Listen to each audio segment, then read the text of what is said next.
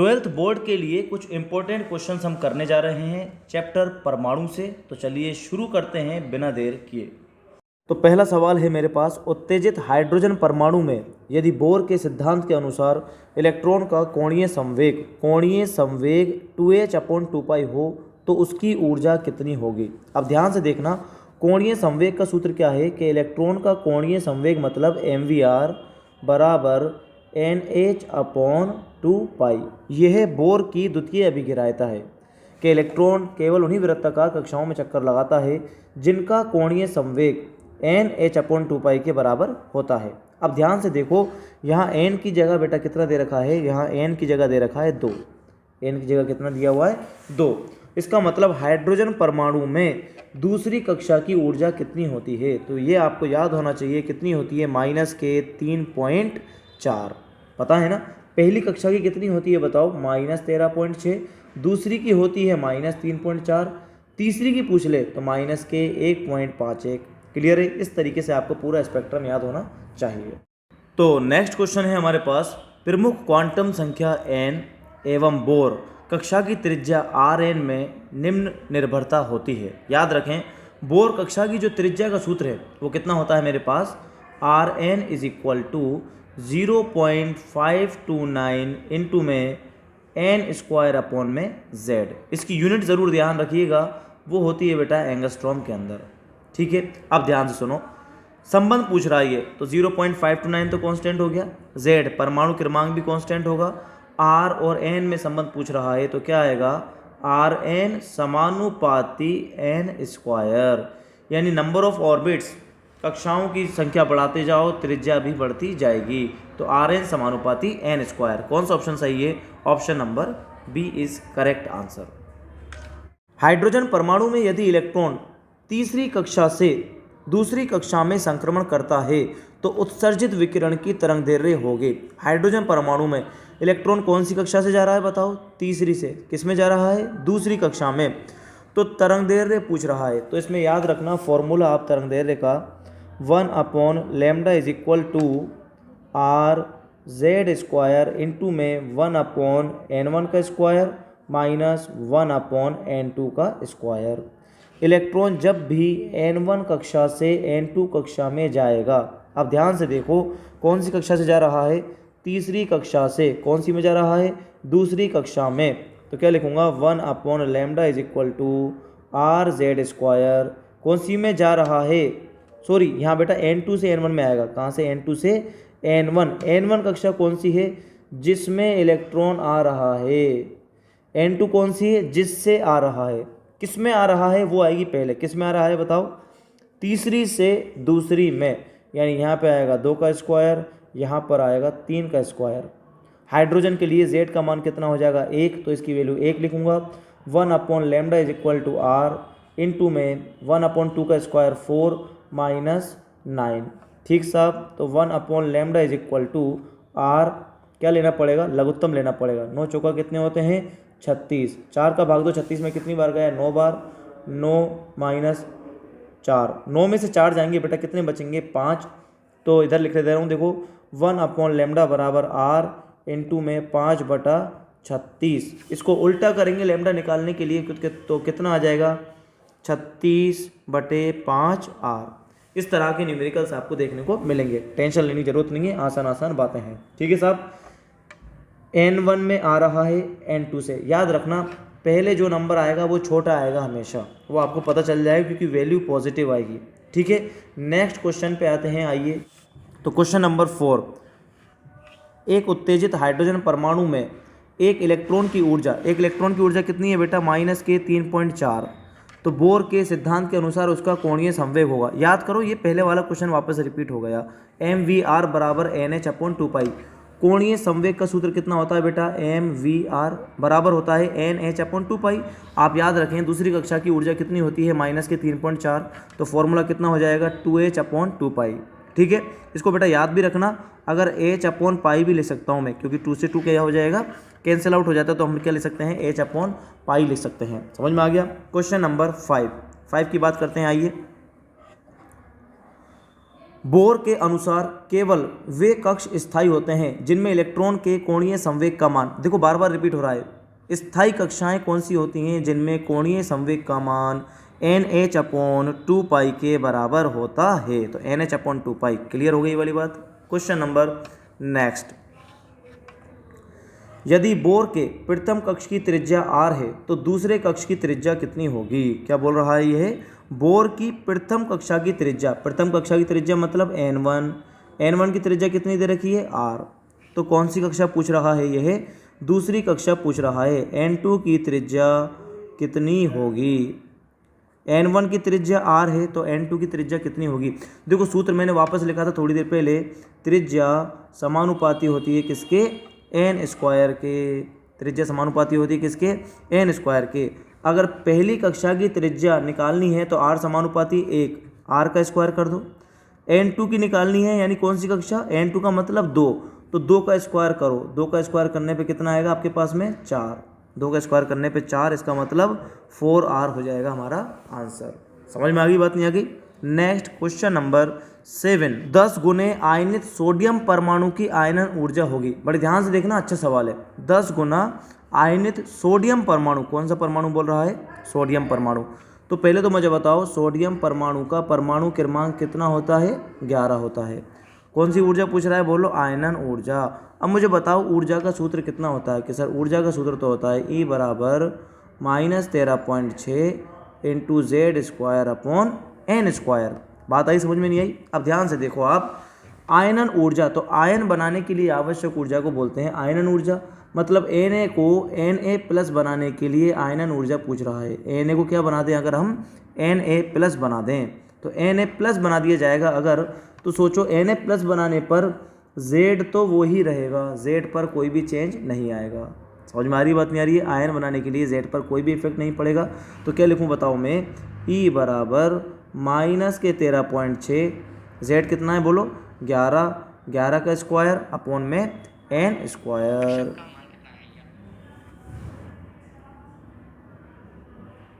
n कितना होगा बोलो आपका 1।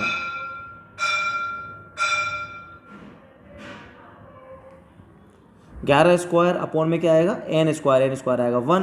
तो आंसर देखें अगर हम कौन सा आता है, -13.6 इंटू में 11 का स्क्वायर। परमाणु क्रमांक Z क्या होता है, परमाणु क्रमांक। तो कौन सा ऑप्शन करेक्ट है इसके अंदर, से ऑप्शन आपका करेक्ट हो जाएगा। ठीक है, क्वेश्चन नंबर 8 पर आते हैं। आइए, उत्सर्जित आवृत्ति का मान अधिकतम होता है, किसका मान पूछ रहा है, आवृत्ति का मान अधिकतम होता है जबकि इलेक्ट्रॉन का संक्रमण होता है। उत्सर्जित आवृत्ति का मान अधिकतम होगा। बड़े ध्यान से देखना आप, मैंने आपको बताया अगर बेटा वो कहे कि उत्सर्जित तरंगदैर्घ्य का मान न्यूनतम होगा, उत्सर्जित आवृत्ति का मान अधिकतम होगा, आवृत्ति का मान अधिकतम मतलब तरंगदैर्घ्य का मान कितना होगा, न्यूनतम। और न्यूनतम तरंगदैर्घ्य कब होती है, जब इलेक्ट्रॉन कहाँ से आवे, दूर से आए। इलेक्ट्रॉन जितना दूर से आएगा तरंगदैर्घ्य उतनी ही न्यूनतम होगी। तो देखो दूर से किस में आ रहा है, n बराबर 5 से किस में आ रहा है, 3 में, 5 से आ रहा है 3 में, n बराबर 6 से आ रहा है 2 में, 6 से आ रहा है 2 में, 2 से आ रहा है 0 में, 2 से 0 में, और 0 से जा रहा है 2 में, 0 से जा रहा है 2 में। तो ऊपर तो कभी जाएगा नहीं, ये तो कहानी खराब हो गई आपकी। नेक्स्ट, इसमें देखो बेटा गैप कितने का आ रहा है, 2 का। इसमें भी गैप कितने का आ रहा है, 5 में से 3 गए 2 का। लेकिन 6 से 4, 6 से 2 में आ रहा है, मतलब गैप कितने का आ गया, 4 का। मतलब कौन सा वाला ऑप्शन सही होगा आपका, ये वाला। समझ में आया। जितनी दूर से आएगा तरंगदैर्घ्य उतनी ही कम होगी, जितनी कम तरंगदैर्घ्य होगी आवृत्ति उतनी ही ज़्यादा होगी। समझ में आ गई बात, नहीं आ गई, क्लियर। नेक्स्ट आगे की तरफ बढ़ते हैं। आइए, बोर कक्षा की त्रिज्या r, पूर्णांक n तथा k में संबंध बताइए। r, n और k में संबंध बताना है। तो r, n और k में कैसे संबंध बताएंगे बताओ। त्रिज्या का फॉर्मूला हम सब जानते हैं, r = 0.529 इंटू में n² अपॉन में z। यूनिट क्या आएगी, एंगस्ट्रॉम। तो बताओ त्रिज्या जो है वो समानुपाती होती है किसके, n² के। ये कांस्टेंट, ये कांस्टेंट, तो पूरा कांस्टेंट आ गया। मतलब r समानुपाती n²। ये समानुपाती का चिन्ह हटाओगे तो r बराबर kn²। तो r बराबर kn² या n² k करेक्ट माना जाएगा। आगे बात समझ में। क्वेश्चन नंबर नेक्स्ट पर आते हैं 10। हाइड्रोजन परमाणु के प्रथम कक्षा की त्रिज्या 0.53 एंगस्ट्रॉम है। हाइड्रोजन परमाणु के प्रथम कक्षा की त्रिज्या कितनी दे रखी है? 0.53 एंगस्ट्रॉम। तो उसकी चतुर्थ कक्षा की त्रिज्या पूछ रहा है, यानी R4 आपसे पूछ रहा है। तो बेटा फॉर्मूला याद रखो, त्रिज्या का कितना है बताओ? R बराबर 0.529 इंटू में n²/z। कौन सा परमाणु है? हाइड्रोजन। तो R बराबर 0.529 इंटू n कौन सी कक्षा है बताओ? चतुर्थ कक्षा। तो कितने का स्क्वायर कर दो? 4 का स्क्वायर। हाइड्रोजन के लिए z का मान कितना होगा? 1। समझ में आ गया? 4 चौका कितना होता है बताओ? 16 एंगस्ट्रॉम यूनिट है इसकी। 0.529 गुणा 16 से इसको गुणा कर दो। 16 पंजे कितने आते हैं बोलो? 80 के आसपास आते हैं। 16 पंजे 80, यानी आप आंसर देख लेना, इसको मल्टीप्लाई करने पर कितना आएगा आंसर आपका? 8.48 एंगस्ट्रॉम। समझ में आ गई बात? नहीं आ गई? या नैनोमीटर में दे तो याद रखना है 0.85 नैनोमीटर, या 84 भी लिख सकते हैं, कोई दिक्कत वाली बात इसके अंदर नहीं है। समझ में आ गई बात? नहीं आ गई बोलो। इसके बाद आते हैं क्वेश्चन नंबर किस पर? 11 पर। क्वेश्चन नंबर 11 देखो ध्यान से देखना क्या कहता है। क्वेश्चन नंबर 11 आपका ये कहता है, क्या कहता है बताओ? ये कहता है कि हाइड्रोजन परमाणु में r त्रिज्या की कक्षा में चक्कर काट रहे इलेक्ट्रॉन के लिए गतिज ऊर्जा का सूत्र होगा। अब बताओ गतिज ऊर्जा का फॉर्मूला कितना होता है? ये आपको पता होना चाहिए। क्या हमें तो नहीं पता? कोई बात नहीं, एक फॉर्मूला याद होना चाहिए आपको। कौन सा? देखो, गतिज ऊर्जा बराबर kZe²/2r, kZe²/2r। गतिज ऊर्जा हाइड्रोजन परमाणु के लिए r त्रिज्या की कक्षा में चक्कर काट रहे इलेक्ट्रॉन के लिए गतिज ऊर्जा होगी kZe²/2r। हाइड्रोजन परमाणु तो z की वैल्यू कितनी लिख दो? 1। k का मान कांस्टेंट होता है, तो गतिज ऊर्जा कितनी होगी? E²/2r। क्लियर ये वाली बात? नेक्स्ट क्वेश्चन है मेरे पास में, यदि हाइड्रोजन परमाणु का आयनन विभव, क्या दे दिया बेटा इस बार? आयनन विभव। हाइड्रोजन परमाणु का आयनन विभव 13.6 वोल्ट है, तो n बराबर 3 पर इसकी ऊर्जा होगी। आयनन विभव दे रखा है बेटा इस बार, कितना दे रखा है आयनन विभव आपको? 13.6 दे रखा है। ऊर्जा पूछ रहा है किस पर? n बराबर 3 पर। तो ध्यान दें, ऊर्जा मैंने बताई थी कितनी होती है बताओ? 13.6 इलेक्ट्रॉन वोल्ट पहली कक्षा की। दूसरी कक्षा की कितनी होती है? 3.4, माइनस में होती है ना। तीसरी कक्षा की कितनी होती है बताओ? -1.51। बताया था नहीं बताया था थोड़ी देर पहले? पहला सवाल ही हम लोगों ने किया है। 13.6, 3.4 और अगला कितना है? 1.51। सुनो, ये तो होती है बेटा ऊर्जा, और अगर आयनन विभव की बात करें तो यही आयनन विभव होगा। आयनन विभव भी कितना होता है? इतना ही होता है, लेकिन वो वैल्यू किस में आ जाएगी? आपकी पॉजिटिव में, यानी 13.6 वोल्ट आयनन विभव हो गया, और ऊर्जा ये हो गई। अब बताओ n बराबर 3, तो n बराबर 3 का मतलब n बराबर 1, n बराबर 2 और n बराबर 3। 3 पर ऊर्जा कितनी होगी? -1.51 इलेक्ट्रॉन वोल्ट। तो आप ज़रा ऑप्शन देखिए कहाँ है -1.51 इलेक्ट्रॉन वोल्ट? ये रहा हमारे पास -1.51 इलेक्ट्रॉन वोल्ट। समझ आई बात? नहीं आई? आयनन विभव प्लस में, ऊर्जा माइनस में, इतना सा आपको फ़र्क पता होना चाहिए। आइए अगला सवाल है हमारे पास, किसी हाइड्रोजन परमाणु की nवीं कक्षा की ऊर्जा कितनी है? En है। हाइड्रोजन परमाणु की nवीं कक्षा की ऊर्जा En है, तो फॉर्मूला कितना होता है बताओ? -13.6 into Z² upon n square. समझ में आ गई बात? नहीं आ गई? हाइड्रोजन की En है, हाइड्रोजन के लिए मैं ये लिख दूँ -13.6 इंटू Z²। Z की वैल्यू 1 अपॉन में n स्क्वायर। इसकी वैल्यू किसके बराबर आ रही है बताओ? ये आ रहा है सर En के बराबर। तो हीलियम के लिए पूछ रहा है बेटा, किसके लिए पूछ रहा है? हीलियम के लिए। तो हीलियम के लिए Z की वैल्यू बताओ कितनी होती है? 2।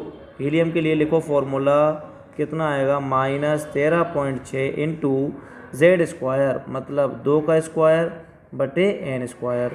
लेकिन -13.6 बटे n स्क्वायर ये तो किसके बराबर दे रखा है बताओ? En के बराबर दे रखा है। तो हीलियम की बराबर En इंटू में 2 का स्क्वायर कितना हो गया? 4, यानी 4En। आंसर कितना हो गया इसका? 4En। बोलो भाई, क्लियर हो गई वाली बात? आइए नेक्स्ट चलते हैं आगे की तरफ। अगला सवाल है बेटा, हाइड्रोजन परमाणु के बोर प्रतिरूप में हाइड्रोजन की क्वांटम स्तर n में गतिज ऊर्जा तथा कुल ऊर्जा का अनुपात पूछ रहा है। किस किस का? गतिज ऊर्जा और कुल ऊर्जा का अनुपात। अब इसमें बेटा सूत्र मत लगा देना -13.6 और r²। जब भी गतिज ऊर्जा, कुल ऊर्जा और स्थितिज ऊर्जा में संबंध पूछे तो आपको पता होना चाहिए कुल ऊर्जा बराबर होती है माइनस के गतिज ऊर्जा के, और ये दोनों बराबर होती हैं किसके? स्थितिज ऊर्जा के बटे 2। ये आपको रिलेशन पता होना चाहिए। समझ में आया? या फिर जो कुल ऊर्जा है, हिंदी में लिख देता हूँ, चलो, कुल ऊर्जा बराबर होती है किसके? गतिज ऊर्जा के परिमाण के। तो जितनी ऊर्जा कुल है उतनी ही ऊर्जा कौन सी होती है? गतिज ऊर्जा। मतलब 1:1 आज का क्या आ जाएगा? आंसर 1:1। समझ में आ गई बात? नहीं आ गई? तो 1:अनुपात तो दे नहीं रखा, तो ऑप्शन क्या माना जाएगा इसका? 1 ऑप्शन इसका करेक्ट होगा। बात आई? समझ में नहीं आई? या फिर 2 ऑप्शन करेक्ट होगा? मुझे बड़े ध्यान से बताइए। दोनों दे रखे हैं बेटा, इस बार दोनों दे रखे हैं, 1:1 और 1:-1। अब ध्यान से देखो, आप, मैं फिर बोल रहा हूँ, गतिज ऊर्जा, कुल ऊर्जा जो है वो माइनस में होती है, और गतिज ऊर्जा हमेशा किसके अंदर होती है? प्लस के अंदर होती है। ठीक है, तो इस बार इन्होंने ऑप्शन अगर माइनस का दिया हुआ है तो मैं माइनस का ही ऑप्शन करेक्ट मानूंगा। 1:-1, ये है रियलिटी में इसका सही आंसर। अगर सोचो माइनस का साइन नहीं देता तो मैं ये लिखता, ये जो 2 डंडे लगाए हैं मैंने, ये रिप्रेजेंट करते हैं परिमाण को। क्लियर है ये वाली बात? यानी जितनी गतिज ऊर्जा होती है उतनी ही कुल ऊर्जा होती है, और इन दोनों के बराबर होती है स्थितिज ऊर्जा का आधा, यानी स्थितिज ऊर्जा इन दोनों से दुगनी होती है, हम ऐसा कह सकते हैं। समझ आ गई बात? नहीं आ गई? तो ये वाला ऑप्शन गलत होगा। कौन सा ऑप्शन सही होगा? ऑप्शन नंबर बी, यानी 14 में आपको -1 ही करना पड़ेगा। अगला सवाल है हमारे पास, हाइड्रोजन परमाणु में इलेक्ट्रॉन n बराबर 4 ऊर्जा स्तर से n बराबर 1 ऊर्जा स्तर तक संक्रमण करता है। यानी n बराबर कहाँ से आ रहा है? n बराबर 4 से n बराबर 1 में आ रहा है। तो उत्सर्जित हो सकने वाले फोटोनों की अधिकतम संख्या बताओ। उत्सर्जित हो सकने वाले अधिकतम फोटोनों की संख्या। अब सुनो, इसमें कोई फॉर्मूला वगैरह नहीं है कि तुम सोचो कोई फॉर्मूला, इसमें ना नॉर्मल बात करेंगे प्रोबेबिलिटी की। तो फॉर्मूला क्या आता है? n × n-1/2। टोटल फोटोनों की संख्या कितनी होगी? n × n-1/2। n कितना आएगा बताओ? n की वैल्यू आ गई 4। n में से 1 कम करो, कितना हुआ? 3/2। 2 से इसको कट करो, 2 2 ज़ा 4, 3 2 ज़ा 6। यानी अधिकतम जो फोटोन्स होंगे वो कितने हो सकते हैं हमारे पास? 6 फोटोन हो सकते हैं। अधिकतम कितने हो सकते हैं? 6। संक्रमण कौन कौन से हो सकते हैं भैया? देखो समझो, 4 से 1 में आ जाए, 4 से 2 में आ जाए, 4 से 3 में आ जाए। समझ में आया? या फिर 3 से 2 में आ जाए, या फिर 3 से 1 में आ जाए, या फिर दूसरा क्या होगा? 2 से 1 में आ जाए। इस तरीके से टोटल हमारे पास 6 ट्रांजिशन या 6 संक्रमण बनेंगे। समझ में आ गई बात? नहीं आ गई? कुछ नेक्स्ट क्वेश्चन है हमारे पास, बोर के सिद्धांत अनुसार इलेक्ट्रॉन की nवीं कक्षा की कुल ऊर्जा होती है। nवीं कक्षा की कुल ऊर्जा आपको फॉर्मूला पता होना चाहिए, बहुत बार लिख चुके हैं, -के 13.6 × Z²/n² इलेक्ट्रॉन वोल्ट। समझ में आ गई बात? नेक्स्ट क्वेश्चन पे आते हैं, आइए क्वेश्चन नंबर 17। रदरफोर्ड के अल्फा कण प्रकीर्णन प्रयोगों में धातुओं की पतली पन्नी से नाभिक के परमाणु क्रमांक बढ़ने पर प्रकीर्णन कोण, याद करो प्रकीर्णन कोण हमने आपको बताया था। प्रकीर्णन कोण क्या होता है? ये मान लो आपके पास में नाभिक है, यहाँ से बहुत सारे अल्फा कण तो सीधे निकल गए, कुछ अल्फा कण टकरा कर वापस आए और कुछ इस तरीके से आए। तो ये देखो ये गया, तो प्रकीर्णन कोण कौन सा बनेगा? ये वाला। ये क्या बनेगा आपके पास में? प्रकीर्णन कोण। क्लियर? नेक्स्ट, अब क्या कह रहा है? पतली पन्नी से नाभिक का परमाणु क्रमांक बढ़ाने पर प्रकीर्णन कोण पर क्या प्रभाव पड़ता है? परमाणु क्रमांक बढ़ा देंगे तो प्रकीर्णन कोण भी बढ़ेगा, प्रकीर्णन कोण भी उसका क्या हो जाता है? इंक्रीज हो जाता है। ये आपको याद रखना है, थ्योरी वाले जो चीज़ें हैं। अगला सवाल है, चिरसम्मत सिद्धांत के अनुसार रदरफोर्ड मॉडल में इलेक्ट्रॉन का पथ होता था। चिरसम्मत का मतलब पहले की बात करें तो कैसा होता है आपके पास? सर्पिल वक्र होता था। पहले कैसा होता था? सर्पिल वक्राकार। नेक्स्ट क्वेश्चन ले हम लोग, क्वेश्चन नंबर 19। हाइड्रोजन परमाणु में इलेक्ट्रॉन के प्रथम कक्षा की त्रिज्या एंगस्ट्रॉम में होती है। तो एंगस्ट्रॉम के अंदर कितनी होगी? वही 0.529। क्लियर होगी बात? प्रकीर्णन प्रयोग में अल्फा कण कौन से बल के कारण प्रकीर्णित होते हैं? याद रखना, अल्फा कण कौन से बल के कारण प्रकीर्णित होते हैं? याद रखना, कूलम बल के कारण प्रकीर्णित होते हैं। हमने फॉर्मूला भी लगाया था, F = K Q1 Q2/r²। गुरुत्वाकर्षण बल तो केवल आकर्षण बल है, नाभिकीय बल केवल नाभिक में लगता है, तो याद रखना कौन सा बल लगेगा, कूलम बल लगेगा। क्वेश्चन नंबर नेक्स्ट है हमारे पास में, यदि हाइड्रोजन परमाणु की मूल अवस्था में आयनन ऊर्जा 13.6 इलेक्ट्रॉन वोल्ट है, कौन सी में 13.6 इलेक्ट्रॉन वोल्ट है, प्रथम उत्तेजित अवस्था में आयनन ऊर्जा कितनी होगी। प्रथम उत्तेजित अवस्था याद दें, यहाँ लिखता हूँ मैं n बराबर 1, यहाँ n बराबर 2, यहाँ n बराबर 3। सुनो, मूल अवस्था n बराबर 1 को तो बोलते हैं मूल अवस्था और n बराबर 2 को बोलते हैं प्रथम उत्तेजित अवस्था। n बराबर 2 को कहा जाता है प्रथम उत्तेजित अवस्था। तो ये याद रखो 13.6 3.4। तो प्रथम उत्तेजित अवस्था की जो ऊर्जा है वो कितनी होती है, -3.4। तो कौन सा ऑप्शन करेक्ट हो जाएगा आपका, 3.4। अब याद करो भैया, मैंने बताया अगर कुल ऊर्जा पूछेगा तो माइनस में आएगी और आयनन ऊर्जा पूछेगा तो किस में आएगी बताओ, प्लस में। आयनन ऊर्जा किसके अंदर आएगी, प्लस में। तो प्लस का 3.4 आपका आंसर करेक्ट हो जाएगा। क्वेश्चन नंबर लास्ट आता है हमारे पास MCQs के अंदर, निम्न में से कौन सी एक बोर मॉडल के अनुसार हाइड्रोजन परमाणु द्वारा उत्सर्जित फोटोन की ऊर्जा संभव नहीं है। कौन सी ऊर्जा संभव नहीं है, तो बताओ। हम कर चुके हैं, माइनस के 13.6 आता है, 13.6 के बाद बेटा सीधा आता है तुम्हारे पास में 3.4, यानी 13.6 और 3.4 के बीच में कुछ भी नहीं है। तो कौन सी हो गई हमारे पास में 11.1 इलेक्ट्रॉन वोल्ट। ये सारी निकालनी पड़ती हैं तब आप इसको फाइंड करते हैं, बट ध्यान दें ये डेटा आप याद रखें, 13.6 3.4 3.4 के बाद आ जाता है आपके पास में 1.51। फिर वैल्यू धीरे धीरे क्या होती जाएंगी, एक दूसरे के पास होती जाएंगी, यानी 3.4 के बाद लगभग सारी वैल्यूज एक दूसरे के पास आती हैं। 3.4 और 13.6 के बीच में कोई गैप नहीं है, मतलब ये वाला आंसर ख़त्म। समझ आ गया। तो ये कुछ MCQs थे जिसमें हमने न्यूमेरिकल्स वाले पोर्शन देखे। अब हम बात करते हैं, आइए, रिक्त स्थान या फिल इन द ब्लैंक्स की। रिक्त स्थान आप एक बार सॉल्व कीजिए, कोई दिक्कत आए तो आप कमेंट कर सकते हैं। इसके बाद मिलेंगे हम अगले चैप्टर में।